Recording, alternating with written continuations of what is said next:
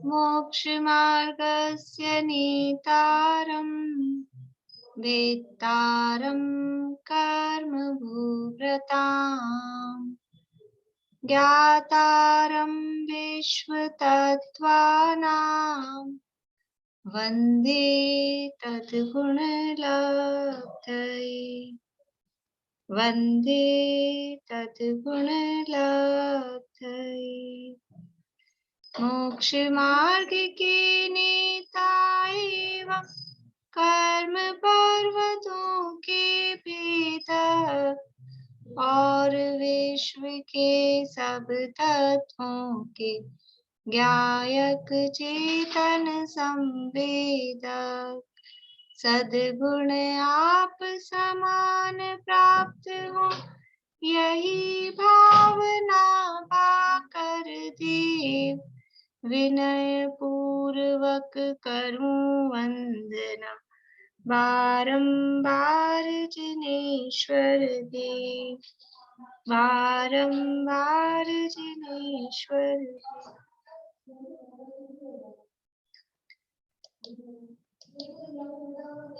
सूत्र कौन सुना रहे हैं आज?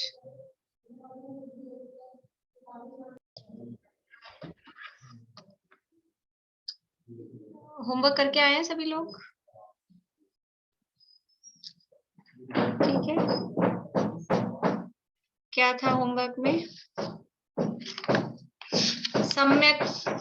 सम्यक दर्शन के अतिचार।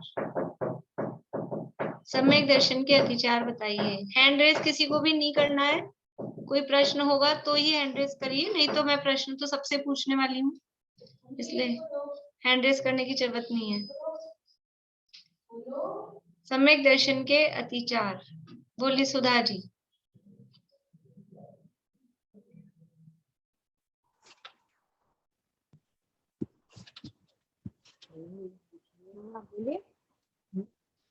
नहीं, याद नहीं है।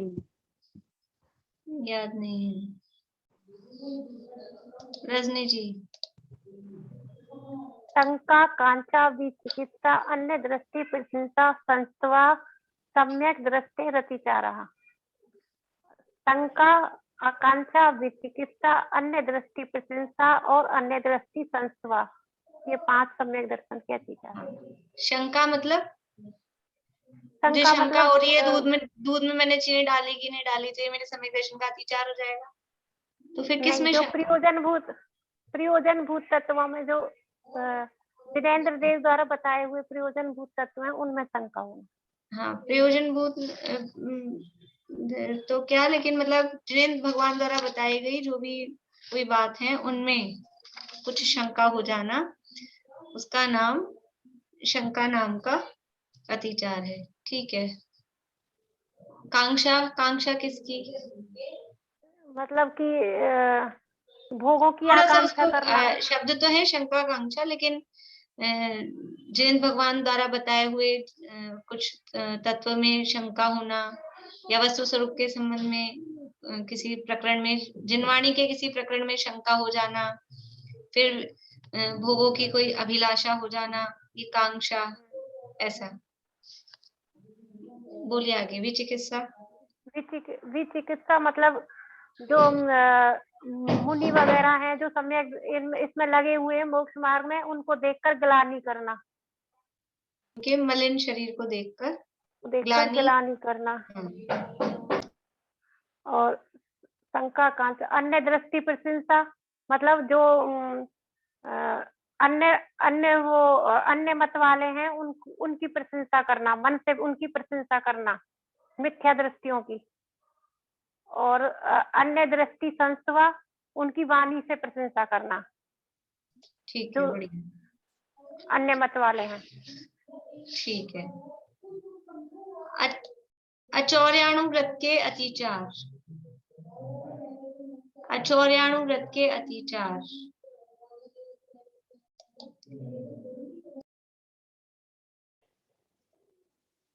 स्तेन प्रयोग तदारता दान विरुद्ध राज्यातिक्रम हीनादिकन मानोन्मान और प्रतिरूपक व्यवहार।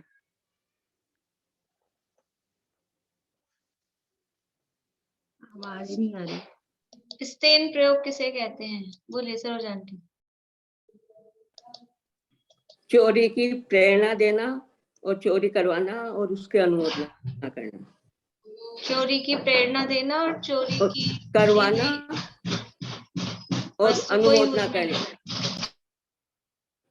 और अनुमोदना करना चोरी करने वालों की। एक मिनट रुक।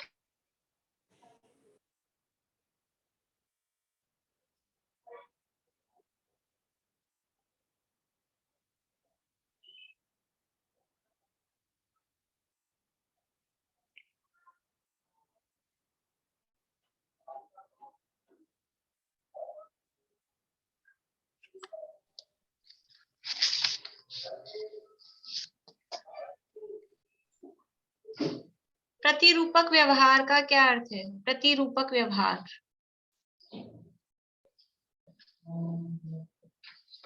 सुलोचना जी।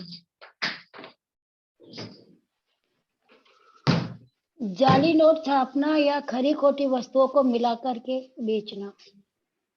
फिर से बोलिए। ये जाली नोट छापना या खराब अच्छी वस्तु खराब वस्तुओं को मिलाना। हाँ, मतलब प्रतिरूपक व्यवहार का नोट, जाली नोट का भी मतलब वही है कि मिक्स किया ना, मतलब जो जैसी असली चीज होती है उसके डुप्लीकेट बनाना, इसका नाम है प्रतिरूपक। प्रतिरूपक का मतलब उसका डुप्लीकेट। तो जाली नोट भी वो डुप्लीकेट हो गए और अच्छी जो ओरिजिनल वस्तु है उसमें दूसरी नकली वस्तु मिला दी। ये प्रतिरूपक व्यवहार कहलाता है। ठीक है, बढ़िया। सत्यानुव्रत के अतिचार।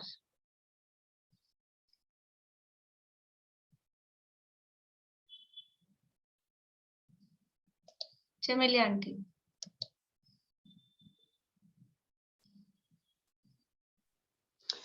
मिथ्योपदेश, रोभ्याख्यान, कूटलेख क्रिया, न्यासापहार, साकार मंत्र भेदा।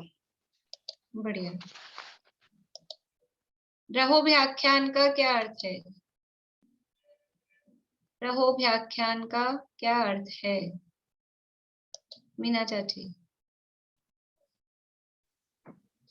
ये स्त्री और पुरुष की जो कोई विशेष बात को जो एकांत में की हुई है उसको बता देना, प्रकट कर देना, सबके सामने प्रकट कर देना। ठीक है, बढ़िया। न्यासापहार का क्या अर्थ है? आशा आंटी।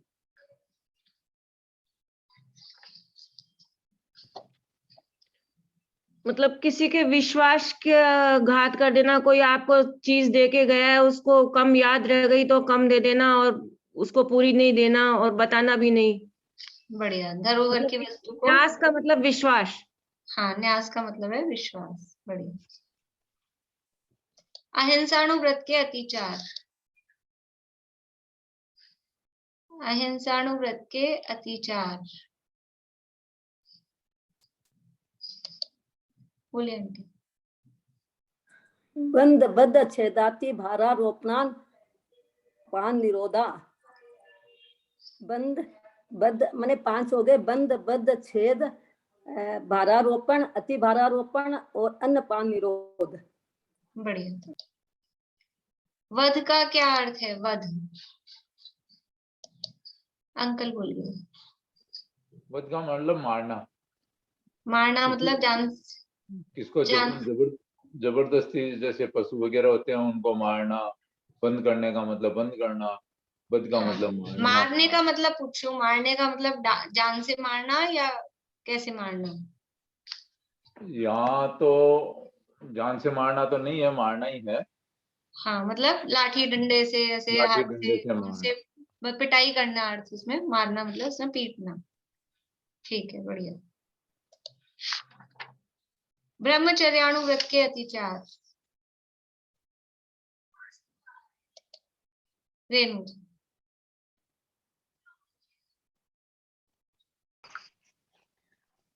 परविवाह गमन इत्वादि का।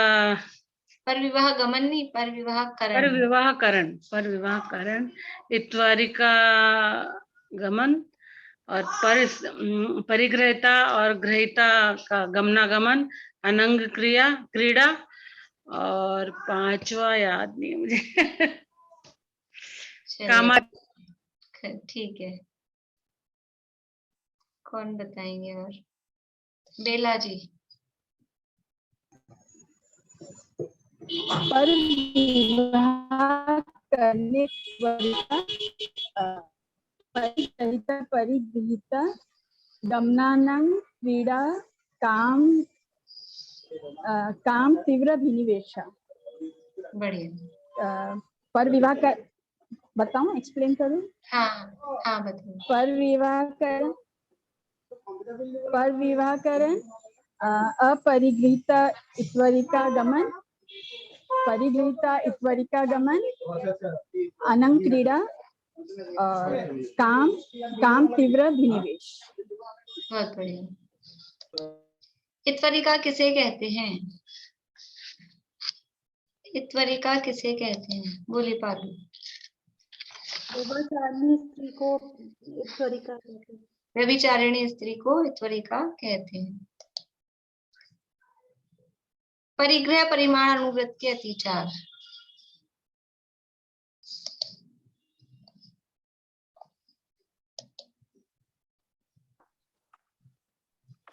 क्षेत्र वास्तु हिरण सुवर्ण धन धान्य का दास दासी दास कुप्य प्रमाणति क्रमा। गिनाइए इनको। क्षेत्र वास्तु हिरण सुवर्ण धन धान्य दासी दास और कितने अतिचार हो गए? कितने अतिचार बताने? 5 बताने ना। हाँ, तो 5 गिनाइए। आपके तो 8-9 हो गए। क्षेत्र वास्तु प्रमाणति क्रम, हिरण सुवर्ण प्रमाणति क्रम, धन धान्य प्रमाणति क्रम, दासी दास प्रमाणति क्रम और ये अपने बर्तन वासन कुप्य आदि प्रमाणति क्रम।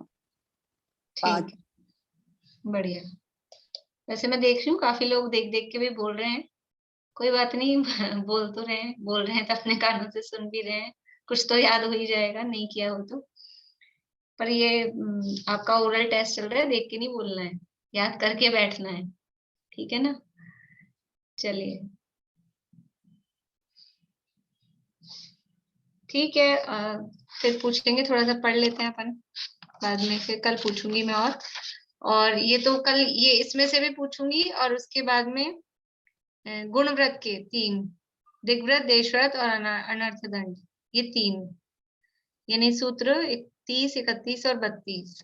और जो आज पूछे हैं वो तो पूछेंगे ही, उसमें से भी पूछ सकते हैं, और ये 3 नए, ठीक है, कल के लिए।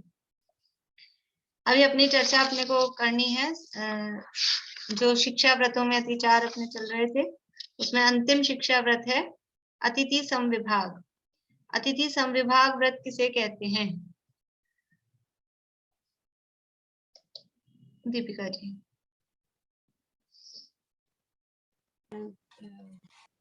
मतलब पात्र को दान। पात्र को दान, ठीक है, लेकिन थोड़ा और कुछ मतलब बताइए। चलिए, विनीता आंटी बोलिए। ये अतिथि संविभाग में आएगा व्रती, श्रावक, श्राविका और मुनि महाराज वगैरह को शुद्ध भोजन देना, वो अतिथि संविभाग है। ठीक है, लेकिन इसमें एक चीज इम्पोर्टेंट है, वो शब्द अनीता आंटी बोलिए।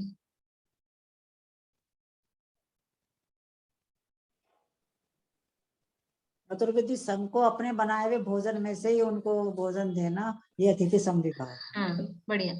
अपने बनाए हुए भोजन में से, और फिर विभाग, अपने बनाए हुए भोजन में से ही विभाग करके, जो भी कोई पात्र हैं, अतिथि आ गए हैं, अतिथि मतलब जो पात्र आ गए हैं, उनको अपने बनाए हुए भोजन में से ही भोजन देना, भोजन कराना, वो अतिथि समविभाग नाम का व्रत है।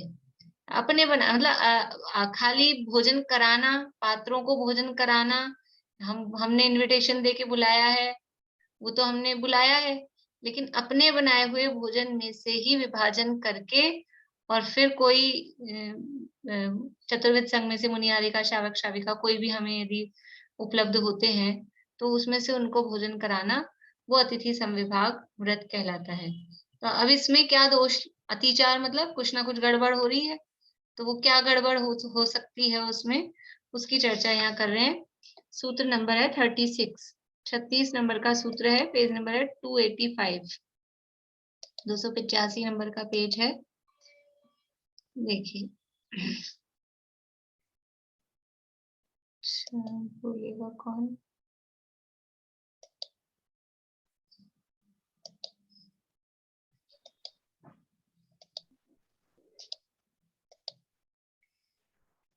सचित्त निक्षेपापिधान, सचित्त निक्षेपापिधान पर व्यपदेश, पर व्यपदेश मात्सर्य कालातिक्रमः, मात्सर्य कालातिक्रमः, सचित्त निक्षेपापिधान पर व्यपदेश मात्सर्य कालातिक्रमः, सचित्त निक्षेपापिधान पर व्यपदेश मात्सर्य कालातिक्रमः।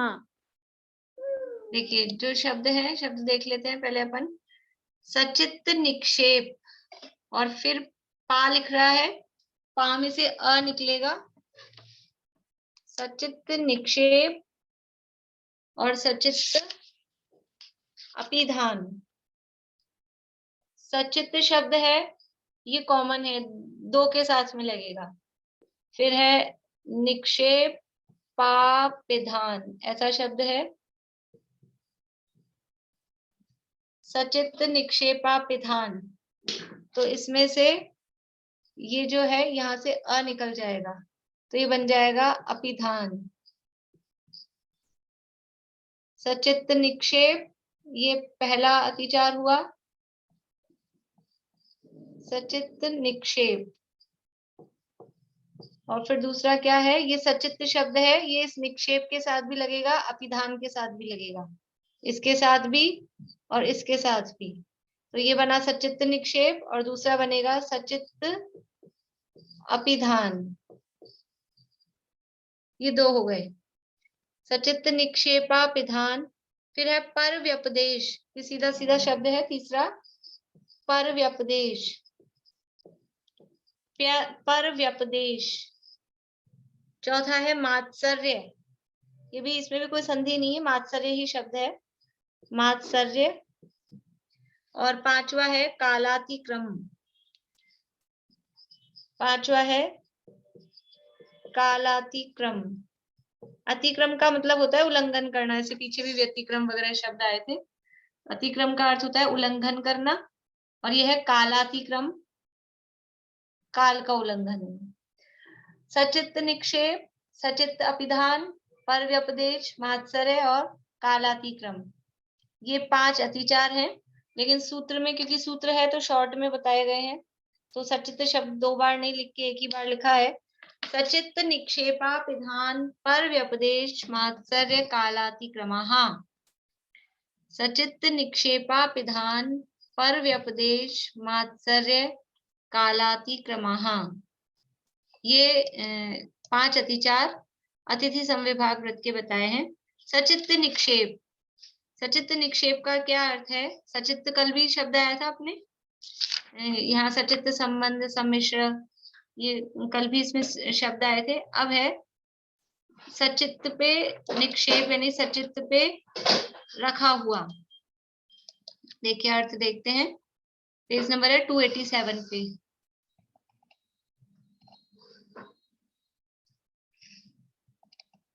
सचित्त निक्षेप यानी सचित्त कमल के पत्ते वगैरह पर रखे हुए आहार का दान देना, ये सचित्त निक्षेप नामक प्रथम आहार है। कल भी जो हमने देखा था सचित्त संबंध और ये सचित्त सम्मिश्र, तो सचित्त संबंध वो भी सचित्त निक्षेप जैसा उसका अर्थ अपन ने देखा था, कि जो कल उदाहरण लिया था कि हम हरी तो नहीं खा रहे हैं लेकिन उस पत्ते पे रख के खा रहे हैं, तो उसमें हरि का दोष लगता है। तो ऐसे ही कोई कमल के पत्ते वगैरह कुछ पहले के जमाने में ये चलते थे, पहले से शादी ब्याह में भी जो समझ लीजिए भोजन जीवन होता था, उसमें वो पत्तल, पत्तों की, पत्तल का मतलब ही हुआ है पत्तों से जब बनी हुई हो।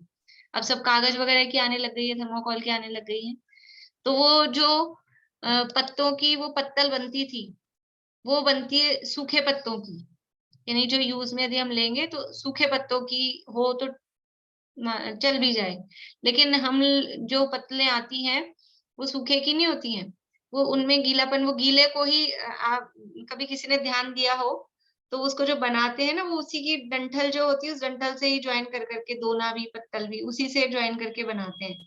तो वो अगर सूखा होगा तो कड़क होगा, फिर वो ज्वाइन कैसे होगा, वो तो टूट ही जाएगा। तो वो गीले पत्तों की ही वो पत्तल बनाई जाती है। तो हमारे आज अष्टमी है या हमारे हरि का त्याग है, लेकिन उस पत्तल पे रख के भोजन परोसा दिया, वो पहले तो वही ज्यादा चीजें चलती थी, अभी ये डिस्पोजल कागज वगैरह के चलते हैं। तो उससे जो संबंधित है उस पे रख के यदि दिया गया है तो वो अतिचार के अंतर्गत आएगा, दोष के अंतर्गत आएगा।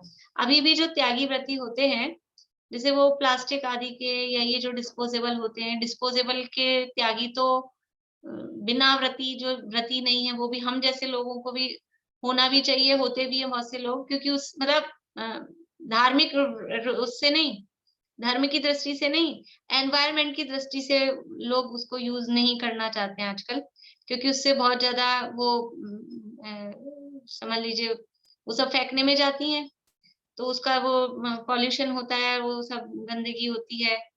ऐसे अपन बर्तन मांज लो तो वैसे, वरना वो गंदगी सब क्या है, इतना कचरा इकट्ठा हो जाता है उसका। तो उस दृष्टि से भी वो सामाजिक देश की इस तरह की दृष्टि से भी वो उचित नहीं है। और वो वैसे भी जैसे जो थर्माकोल वगैरह की जो ये बनती हैं, ये नुकसान करती हैं शरीर को, या प्लास्टिक की हैं, तो प्लास्टिक की चीजों में गरम-गरम वस्तु यदि हम खा रहे हैं, तो उससे कैंसर होने का, प्लास्टिक के जो भी कोई बर्तन हैं, उनमें यदि गरम वस्तु डाली, तो उससे वो कैंसर के चांसेस बनते हैं। प्लास्टिक है वो उसमें मेल्ट होके उसमें आता है साथ में, और इसीलिए आज के जमाने में बीमारियां इतनी ज्यादा हो रही है, क्योंकि प्लास्टिक का यूज बहुत ज्यादा हो रहा है। तो उस दृष्टि से भी कुछ लोग त्यागी होते हैं, वो नुकसानकारक होता है शरीर को। और धार्मिक दृष्टि से यदि देखें तो जो प्लास्टिक बनता है वो कैसे बनता है, या ये जो कागज की भी बनी है, कागज वाली होती है, चाहे प्लास्टिक वाली होती है, चाहे थर्माकोल हो, कोई सी भी हो, वो किस कभी किस मतलब मालूम है प्लास्टिक कैसे बनता है? ये सबसे ज्यादा अशुद्ध होता है।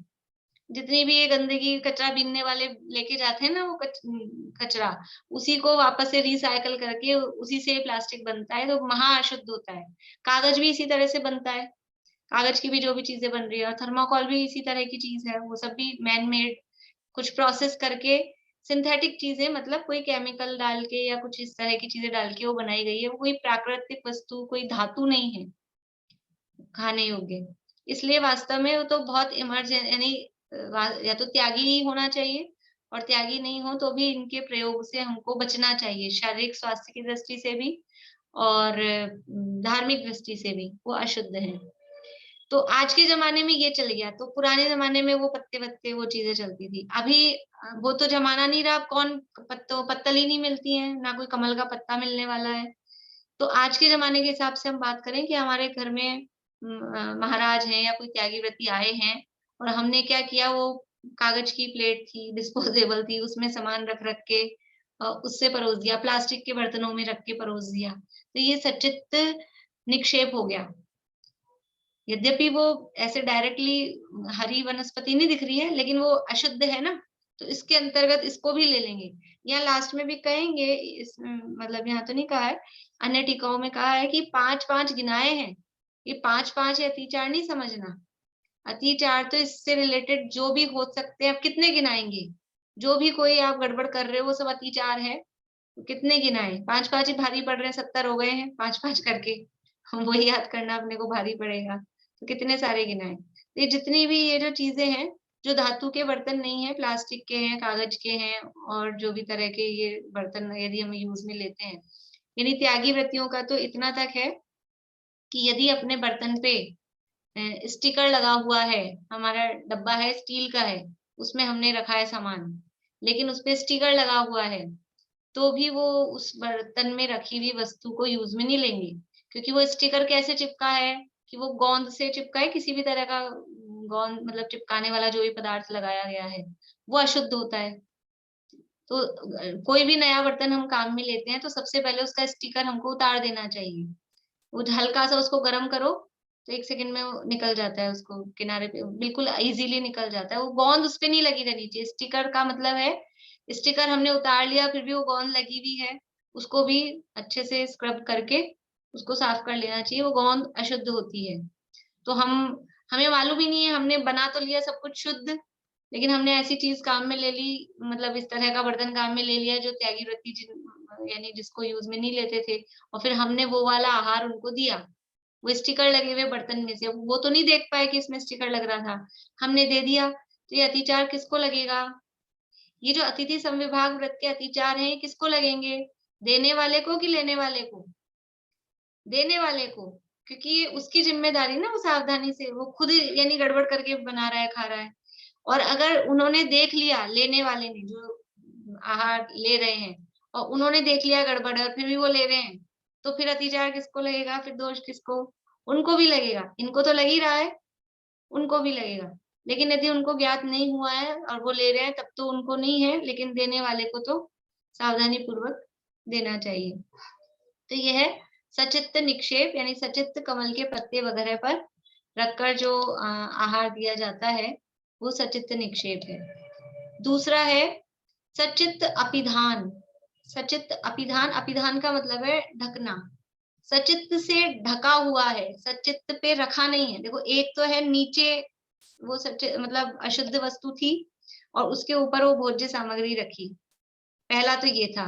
अभी दूसरा क्या है, जो हमारी भोजन की सामग्री है वो तो बराबर स्टील के, पीतल के जो भी बर्तन है, चांदी सोने के जिसके जो भी हों, उसमें रखी हुई है वो भोजन सामग्री तो, लेकिन उसको ढका किससे है? ढकने के लिए वो अशुद्ध वस्तु काम में ले ली, सचित्त पत्र काम में ले लिया, या वही प्लास्टिक वगैरह की चीजें काम में ले ली, तो वो कहलाएगा सचित्त अपिधान।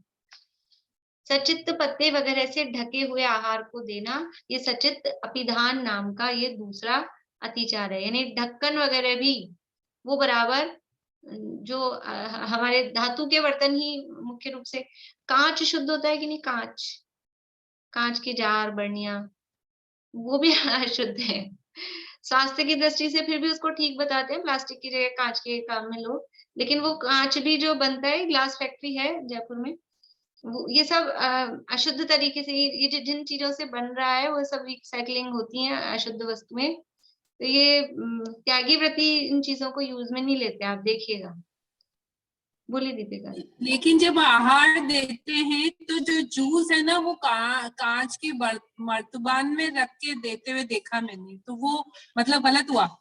हाँ, कि वो खट्टी चीज वो स्टील में ऐसे कुछ नहीं होती इतनी सी देर स्टील में रखने में। ऐसा कहते हैं नमक को नहीं रखना चाहिए स्टील में, लेकिन रखते हैं ना स्टील में, कुछ ही नहीं होता, आराम से पड़ा रहता है। ये सब थोड़ा क्वालिटी हल्की होगी ना आपकी मेटल की, तो वो कुछ गड़बड़ होगा। पीतल वगैरह में जरूर हो जाता है, वो पीतल में रिएक्ट करते हैं। के बर्तन में रखा हुआ जूस देते हुए वो कहते हैं दुनिया में ऐसा चलता है, लेकिन हम उसको यूज में नहीं लेते हैं। तो हम पीतल में जरूर, जैसे पीतल है, कांसा, तांबा है, उनमें जरूर कुछ रिएक्ट हो जाता है अगर उसमें अंदर वो कलई वगैरह नीवी हुई होती है, लेकिन स्टील में तो ऐसा कुछ प्रॉब्लम नहीं होती है। और बहुत ज्यादा देर का कोई भी जूस हो जाएगा तो वो वैसे ही गड़बड़ हो जाता है, वो कड़वे ऐसे हो ही जाते हैं। देखा इसलिए। हाँ, तो वो जो भी ऐसा कर रहे होंगे उनको ज्ञान, इसीलिए ज्ञान होना भी जरूरी है कि कौन सी चीज हमें यूज में लेनी है या नहीं लेनी है। भाभी, कांच या वो बोरोसिल के बर्तन जो आते हैं, कप वगैरह, वो तो अशुद्ध ही है। जो बोन चाइना है, बोरोसिल है, वो तो सब, वो तो उसका नाम ही बोन चाइना, बोन का मतलब है हड्डी। बोन चाइना कहते हैं, चीनी मिट्टी हिंदी में कहते हैं, लेकिन उस मिट्टी में सब हड्डियां मिली हैं, नाम बोन चाइना है, मिट्टी नहीं बोल रहे उसको इंग्लिश में। तो वो तो बिल्कुल ही अशुद्ध है, वो तो हम लोगों को, शावकों को यूज में नहीं लेने चाहिए। वो तो बिल्कुल, मतलब वो तो इस तरह से अशुद्ध है, उसमें तो मांसाहार वाला समझ लीजिए दोष लगता है। और ये जो कांच हम समझते हैं ये तो शुद्ध होता है, लेकिन ये कांच भी वास्तव में जो बनते हैं ये सब अशुद्ध तरीके से बनते हैं। त्यागी व्रतियों के तो यूज करने लायक नहीं है। हम भी यथासंभव जैसे जितना त्याग कर सके विचार करें। पर स्वास्थ्य की दृष्टि से तो आजकल प्लास्टिक और ये सब काफी, मतलब उसका निषेध हो ही रहा है। ये दो हो गए, सचित्त निक्षेप और सचित्त अपिधान। अब तीसरा है पर व्यपदेश, पर यानी दूसरे को, व्यपदेश यानी आदेश दे दिया। क्या?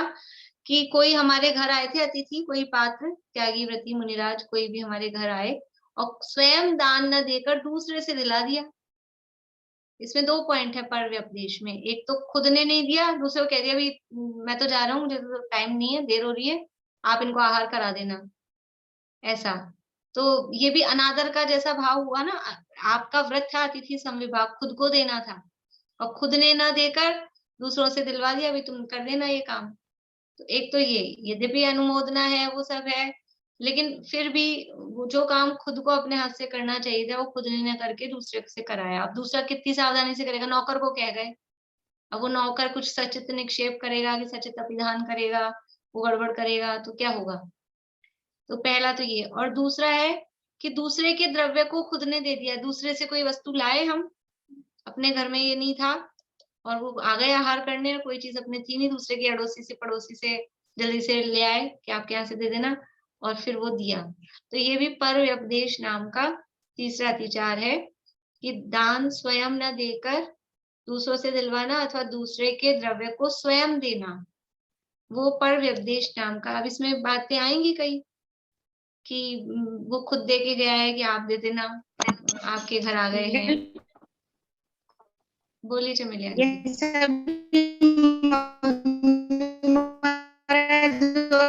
आपका नेटवर्क बहुत आर्डन देते हैं तो वो दूसरे की चौकों में करके देते हैं अपन। आपका नेटवर्क बहुत स्लो था, आवाज नहीं आ रही थी। दीदी ये तो सेंटेंस का पढ़ने का अंतर हो गया, हम जैसे तो ऐसे नहीं पढ़ेंगे। मैंने अभी 2 मिनट पहले लाइन पढ़ी तो मैंने इसका मीनिंग क्या निकाला, जैसे महाराज को हम खाना दे रहे तो बराबर वाला कह रहा है दीदी आप दो, हम कह रहे जी आप दो, मैंने इसका अर्थ ये निकाला और आप ये बता रहे हमारे तो अतिचार, अगर आप दो अतिचार बताना है ना, अतिचार कैसे लगेगा फिर? हमने एक तो सहज भाव, अतिचार तो जब है कि अनादर पूर्वक हम उस काम को करेंगे तब तो अतिचार होगा। नहीं ये तो है ही, मैं ये कहना चाह रही हमसे पढ़ना नहीं आता, आप पढ़ाती है हमें, हम तो अनपढ़ है बिल्कुल। ऐसा नहीं है। बोली चमेली आंटी, अब आवाज आए तो आपकी। नहीं, आपका नेटवर्क वीक है। जैसे अपन महाराज वगैरह को आहार देते हैं जो भी नहीं आ रहा तो दूसरों को देते हैं, तो वो क्या उचित होता है क्या? हाँ आ रहा है। देखिए, वो अपन ने तो दूसरे चौके में जाके आहार दिया, जब तो उनका ज्यादा क्यों बखिया उधेड़वा रहे हैं? अपन ने जो पहले बात कर ली, अतिथि समविभाग का मतलब है स्वयं के बनाए हुए भोजन में से। अब वो जो चौका स्वयं का लिए थोड़ी ना इतना बनाया था, वो तो स्पेशली है, तो वो तो वहां तो मूल में ही गड़बड़ है पहली बात तो। अच्छा। लेकिन वहां जो जाते हैं इस तरह से, तो उसमें ऐसा रहता है कि हम इसलिए नहीं गए हैं कि हम खाली भाई इनके में से काम चला दें, वो दूसरे बुलाते हैं अपने। अगर वो नहीं बुलाना चाहते हैं फिर भी हम जाके दूसरे का चीज दे रहे हैं।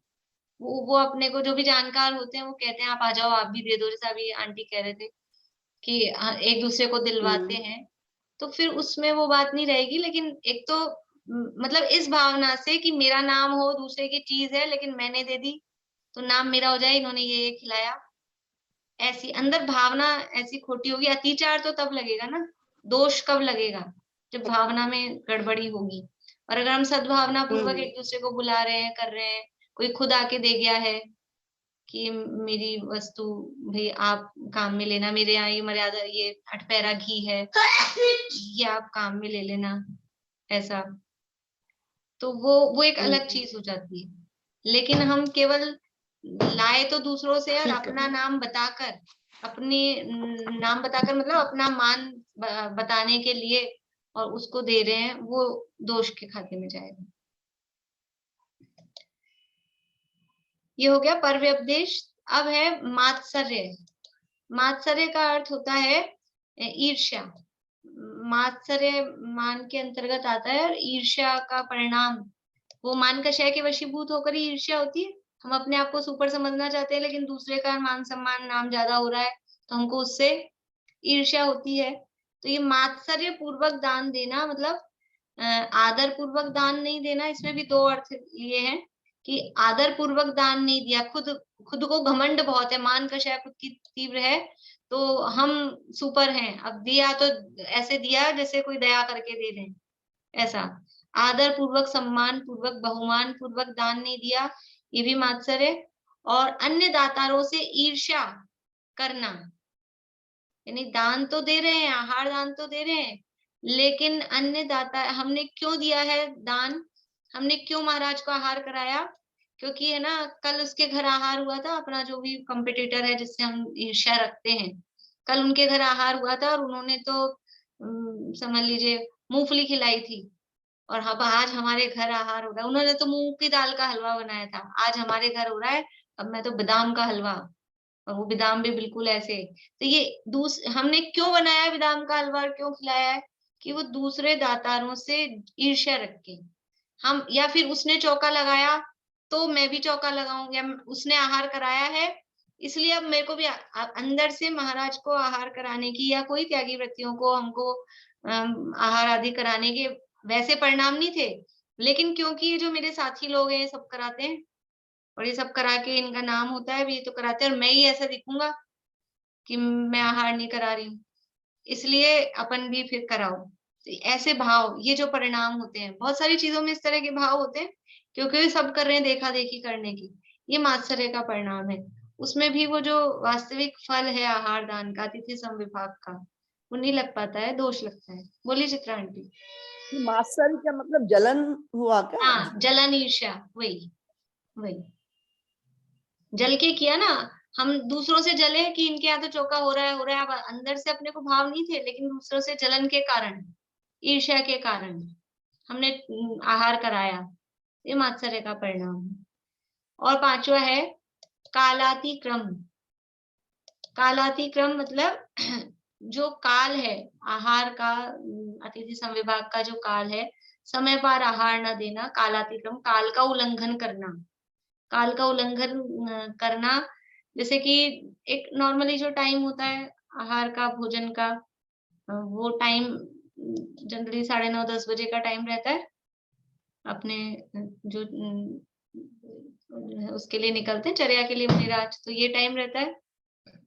और आपने अब कभी कोई कारणवश देर, मतलब आ तो गए, पड़गाहन कर लिया, फिर दे नहीं रहे, खड़े हैं, परोस नहीं रहे हैं, जो भी व्यवस्था है, या देर से ही दिया, ये तो मुनिराज के संबंध में तो है, पर जो मुनिराज नहीं है, समझ लीजिए गृहस्थ हैं, श्रावक हैं, अब उनको कभी भी टाइम बे टाइम ऐसा होता है ना, अपन ने, ये तो बुलाने वाली बात नहीं, लेकिन उदाहरण के लिए बता रही हूँ, बुला तो लिया अपन ने मेहमानों को, और टाइम दे दिया आ जाना भी 11 बजे, और 1 बजे तक तैयारी नहीं है, थाली नहीं लगाई है उनकी, ऐसा वो कालातिक्रम, मतलब इस तरह से काल का उल्लंघन करना। अथवा ये तो इस तरह से है, या फिर कभी रात पड़ने लगी है, रात हो गई है, या बाहर बादल छा रहे हैं, ऐसा जो आहार के योग्य काल नहीं है, जैसे ग्रहण वगैरह का काल होता है, इस टाइप के होते हैं ना, जो अपने को ही आहार का निषेध होता है, रात्रि में हमारे ही भोजन के लिए निषेध है, रात्रि भोजन नहीं करना है, या ग्रहण के समय अंधेरा हो गया है तब भोजन का निषेध है, या जो सामायिक के काल होते हैं, दोपहर में 12 बजे, शाम को संध्या का टाइम, उस समय, तो ये जो निषिद्ध काल है भोजन के लिए, आहार के लिए, जो काल निषेध जिनका किया गया है, निषिद्ध काल है, उस समय यानी आहार कराना, उस समय वो उनको भोजन कराना, तो वो भी कालातिक्रम के अंतर्गत आएगा। ये ग्रहण लगा हुआ है, अंधेरा हो रहा है, आज जैसे बदल हो रहे हैं, बारिश का सा मौसम हो रहा है, बिल्कुल अंधेरा हो जाए, और उस समय आप करा रहे हो, खुद कर रहे हैं तो है ही खुद को, तो पर कराने में भी वो अतिथि समविभाग वृत्त का अतिचार उसमें लगता है। यानी ये तो जो टाइम बताया है ना, मैंने पहले भी अपनी बात चली थी, थोड़ा बहुत तो बताया था, इस समय तो काम भी करना किचन में, जो संध्या का काल होता है, उस समय अकेला ऐसा नहीं भोजन नहीं करना, उस समय किचन में यदि हम काम भी कर रहे हैं ना, कुछ भी मतलब जो भी समेटते भी हैं, तो वो भी वास्तव में किचन बंद हो जानी चाहिए सूर्यास्त के पौन घंटे पहले, वास्तव में तो। लेकिन अब जैसे जिसकी अब चलता है, सबके घरों में मालूम है मुझे कि वो निपटता ही नहीं है काम, लेकिन वो काल निषेध है, वो काल इसीलिए वो सामयिक के काल है। क्यों है वो काल सामयिक के? क्योंकि सब कुछ काम छोड़ के किसी भी तरह का आरंभ का परिग्रह का काम उस समय नहीं होना चाहिए, क्योंकि उस समय जीवों की उत्पत्ति सबसे ज्यादा होती है। जो संध्या काल होते हैं, तो कुछ भी खटर पटर हम करेंगे तो वो जीवों की हिंसा उसमें संभव होती है। इसलिए उस समय बैठ जाओ, हाथ पे हाथ रख के आत्म स्वरूप का विचार करो, चिंतन करो, ऐसे तो बैठते नहीं हो। तो इसलिए वो टाइम सामयिक के कहे गए हैं। तो वो जो टाइम कहे गए हैं उनमें यदि आहार दान वगैरह दे रहे हैं तो वो कालातिक्रम कहा जाता है। इस तरह से ये अतिथि संविभाग व्रत के 5 अतिचारों की चर्चा, यानी 7 शील व्रतों के अतिचारों की चर्चा पूरी हुई। मैं सोची थी आज संलेखना के भी ले लेंगे, लेकिन अभी टाइम अपना हो गया है, कल लेंगे संलेखना के अतिचार। आपने कहा सामयिक काल, तो दिन में 12 बजे के टाइम की जीवों की उत्पत्ति सबसे ज्यादा होती है क्या?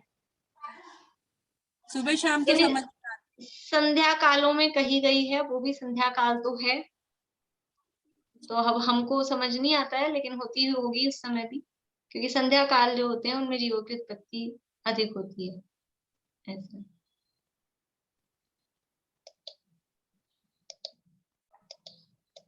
दीदी, ये जो गंधर्व आते हैं ना मंदिर में, ये कौन होते हैं?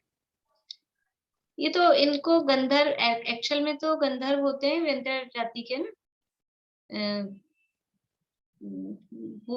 व्यंतरा, किन्नर, किम पुरुष, गंधर्व, यक्ष, राक्षस, भूत, पिशाचा, ये व्यंतर जाति के देवों के भेद है गंधर्व। तो वो गंधर्व जो होते हैं व्यंतर, उनमें गाने बजाने की मुख्यता होती है। मतलब वो ऐसे गाने बजाने वाले होते हैं, जैसे भूत है, राक्षस हैं, दूसरों को परेशान करने की इनमें थोड़ी वो होती है विशेषता राक्षस जाति के देवों में। ऐसे गंधर्वों में गाने बजाने की विशेषता होती है। तो यहाँ पर अपने यहाँ पे भी जो कुछ गाने बजाने में विशेष रुचि रखते हैं, भजन वजन गाते हैं। पहले राजाओं के समय में ऐसे होते थे, उनको गंधर्व कहते थे, जो आके राजाओं की सभाओं में कुछ भी गीत संगीत सुनाते थे, और फिर जो इनाम राजा से मिले वो इनाम लेते थे। तो अपने मंदिरों में भी कभी कभी कोई पहले आते थे इस तरह के, अपना हारमोनियम लेके कुछ भजन सुना जाते थे प्रवचन के बाद में, उनको गंधर्व कहते थे। यही होते हैं। हमारे यहाँ तो अब भी आते हैं। हाँ, तो आते होंगे हमारे इधर भी बड़े मंदिर में। अभी का तो मुझे नहीं पता, लेकिन कुछ समय पहले तक भी मैंने देखा है कि वहाँ वो आते थे बजाने गाने। अभी भी पता नहीं वो जिंदा होंगे तो आते होंगे, वो बुजुर्ग हो गए थे। हमारे यहाँ तो खूब आते हैं, और वो भोजन वगैरह भी करके जाते हैं, चाय वगैरह भी पी के जाते हैं। तो वो कोई ऐसे पूज्य नहीं है, वो कोई मतलब त्यागी व्रती मुनि ऐसे नहीं, वो केवल गाने बजाने की, वो अपनी इसी से समझ लो उनका आजीविका जिस तरह से चलती है कि वो भजन वजन सुनाते हैं, कोई गाना सुना देते हैं, और फिर लोग उनको भोजन वजन करा देते हैं, ऐसे ही। चलिए, और किसी का प्रश्न है कुछ?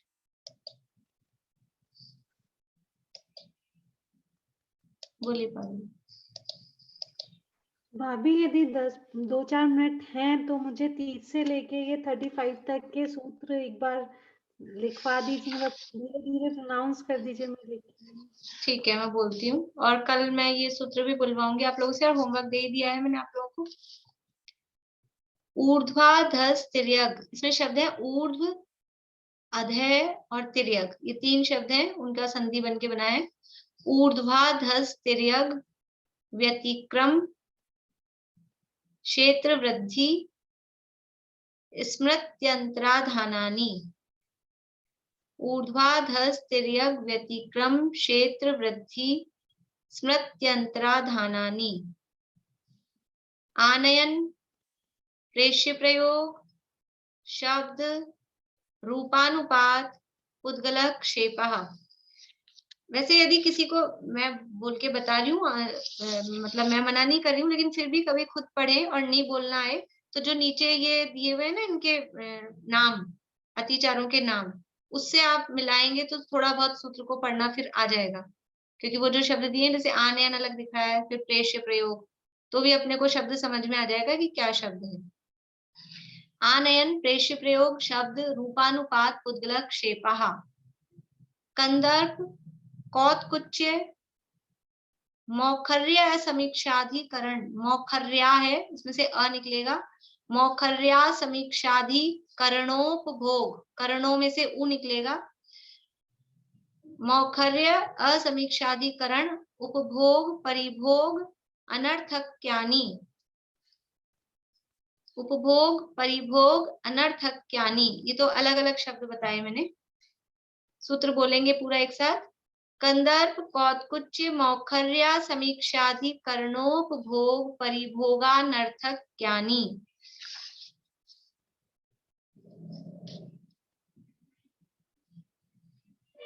फिर है योग दुह प्रणिधाना नादर, 2 बार ना है, दुह प्रणिधान और फिर है अनादर। योग दुष्प्रणिधान भी उसमें लिखा हुआ है कईयों में। योग दुह प्रणिधान अनादर स्मृत्यनुपस्थानानि। अप्रत्यवेक्षित अप्रमार्जित उत्सर्ग, 3 शब्द हैं। अप्रत्यवेक्षित, अप्रमार्जित उत्सर्ग, आदान, संस्तरोपक्रमण, अनादर, स्मृत्यनुपस्थानानि। अप्रत्यवेक्षिता प्रमार्जितोत्सर्गादान, अप्रत्यवेक्षिता प्रमार्जितोत्सर्गादान, संस्तरोपक्रमणानादर स्मृत्यनुपस्थानानि। सचित्त संबंध सम्मिश्राभिषव दुह पक्वाहारा।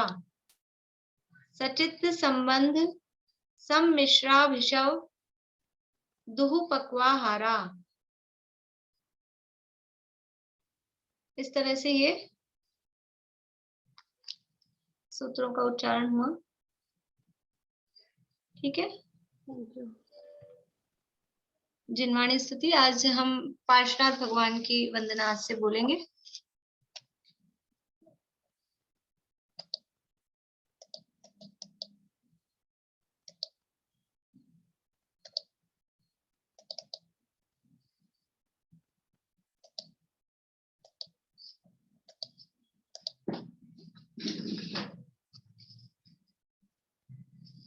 तुम हो अचेलक पार्श्व प्रभु वस्त्रादि सब परित्याग कर, तुम वीतरागी हो गए रागादि भाव निवार कर। तुमने बताया जगत को प्रत्येक कण स्वाधीन है, करता न धरता कोई है, अणु अणु स्वयं में लीन है, अणु अणु स्वयं में लीन है। 9 वर्ण मुकार मंत्र।